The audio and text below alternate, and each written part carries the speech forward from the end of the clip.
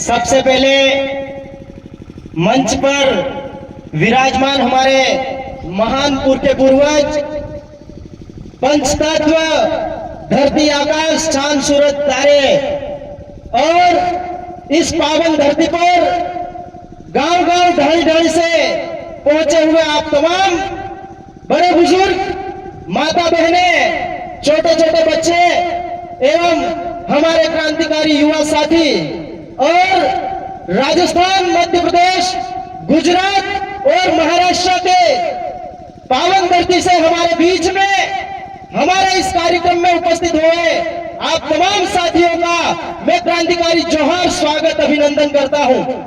साथियों, हम देख रहे हैं लगातार चाहे राजस्थान की सरकार हो, चाहे मध्य प्रदेश की सरकार हो, गुजरात की हो या महाराष्ट्र की हो, अर्थात ये जो भील टेरिटरी इलाका है, इस इलाके में हमारे बाप दादाओं ने जीत और मेहनत मजदूरी कर करके जंगल को बचाते हुए हमारे जीवन को चलाने के लिए कुछ जमीनों को खेती योग्य बनाया, लेकिन उस खेती योग्य जमीनों के ऊपर सरकारें कभी बड़े बड़े हाईवे निकालती है, तो कभी बड़े बड़े बांध बनाती है, तो कभी बड़ी बड़ी मूर्तियों की स्थापना कर करके हमारे आदिवासी भाइयों को विस्थापित करने का काम कर रही है। ऐसे में हमको यह समझने की जरूरत है कि आखिर यह सरकार इस तरीके की कारतूतें क्यों कर रही है। हमको उन सरकारों को मुंह तोड़ जवाब देने की जरूरत है और उनको मुंह तोड़ जवाब देने के लिए हमको ऐसी सभाओं का आयोजन करना पड़ता है। साथियों, मैं बाहर की बातें न करते हुए इस कार्यक्रम का उद्देश्य क्या है, यह कार्यक्रम का आयोजन हम क्यों कर रहे हैं, इसके ऊपर आना चाहता हूं।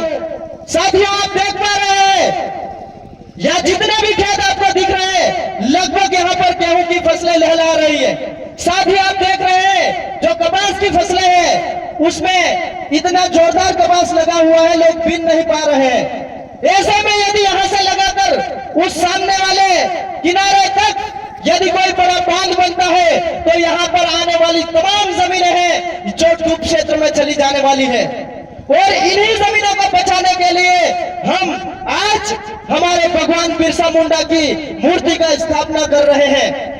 बिरसा मुंडा ने आजादी से पहले भी हमारे लिए जल जंगल जमीन के लिए लड़ाई लड़ी और आज हम उनके वंशज उनकी मूर्तियों की स्थापना करके हम हमारे जमीनों को बचाने का काम कर रहे हैं। साथियों, अगर आज हम जागरूक नहीं होते हैं, तो ये सरकारें हमारी जमीनों को इन जो लोग पूंजीपति है, उद्योगपति है, उनको सुपुर्द कर देने वाले हैं।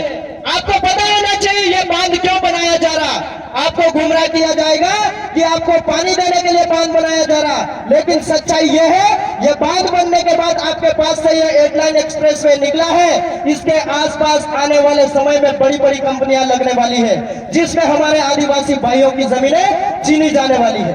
और कंपनियों को चलाने के लिए हमारे लिए यहाँ पर ये बड़े बड़े बांधों का निर्माण करने की साजिशें रची जा रही है। इसलिए हम सबको जगह जगह हमारे ग्राम सभा का निर्माण करके हमारे से छीनी जाने वाली जमीनों को बचाने के लिए लड़ाई लड़नी पड़ेगी।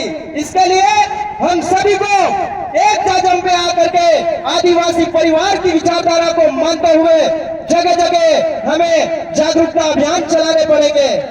इसलिए मैं आप तमाम लोगों से कहता हूं कि जब जहां जहां हमारे समाज के ऊपर कोई सरकार अन्याय अत्याचार करती है, तो हम वहां पर डट करके खड़े होंगे। साथ ही मैं आपसे भी आग्रह करता हूं कि जब भी ऐसे कार्यक्रम होते हैं, आप निकलिए, घर परिवार से निकलिए। आज यहाँ के लोगों की समस्या है, कल किसी और गांव की समस्या होगी, परसों कहीं और की समस्या होगी। इसलिए कंधा से कंधा मिला करके लड़ना सीखे। इन्हीं बातों के साथ मैं मेरी वाणी को यही विराम करूंगा। अरे जय जोहर का नारा है, भारत देश हमारा है। जय जोहर का नारा है, भारत देश हमारा है। धन्यवाद, बहुत बहुत धन्यवाद। जय श्री जी। इसी अगले कार्य में हम